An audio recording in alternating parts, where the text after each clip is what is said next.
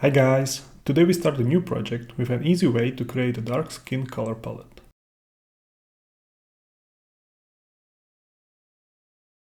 So, painting skin is a topic every single one of you tackled over your modeling life.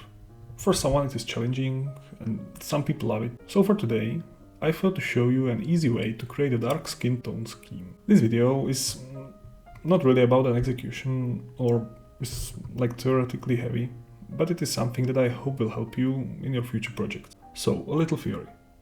When creating a palette for the skin tone, you always have to keep in mind a few things.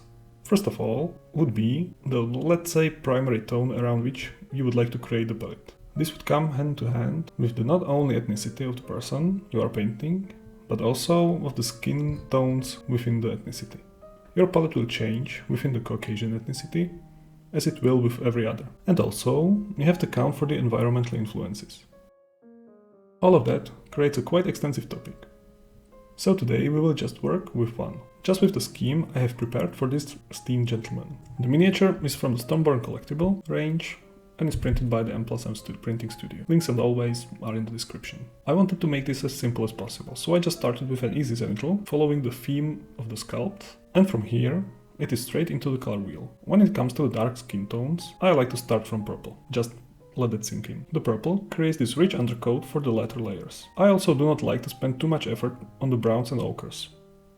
I mean, I know that in the end the skin will have that feel mostly, especially in the highlights. But if I stay the whole time in this part of the spectrum, it just won't feel realistic.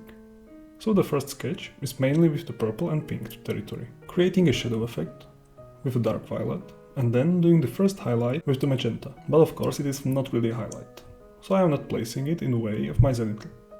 More so following my zenithal to places where the light hits parts of the face with most blood in it. To make it easy, I followed an old trick used in the canvas painting and follow the skull pattern. That's because the most blood flow is within the cheeks, around the eyes, nose, and sometimes on the chin.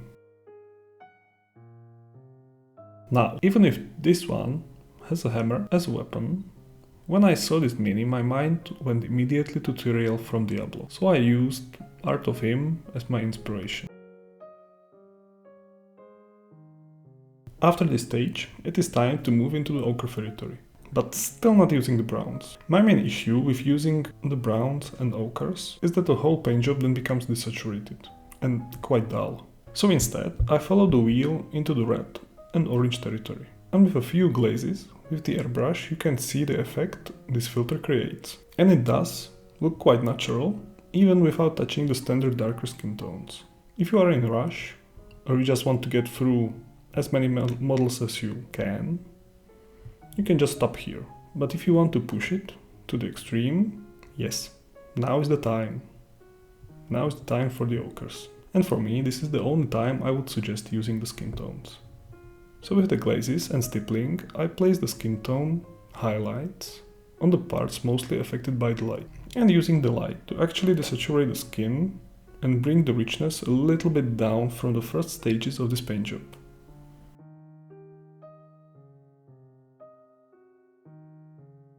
But as I said earlier, the skin is everything but desaturated. So I bring back the orange to give it back a little bit of that skin tone feel and to give it the feel of a real skin. It really sounds more complicated than it probably is. But the result is very convincing and actually really fast. And even more so if you skip some of the steps.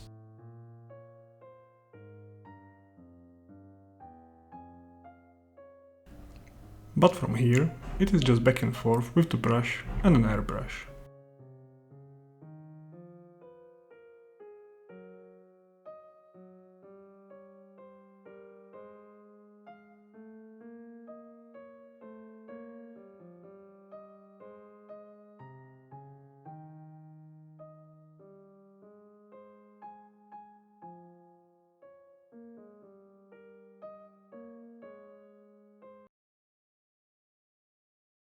And here are the final results. If you like the video, leave a like and subscribe to follow more of my work, and I will see you very soon. Bye.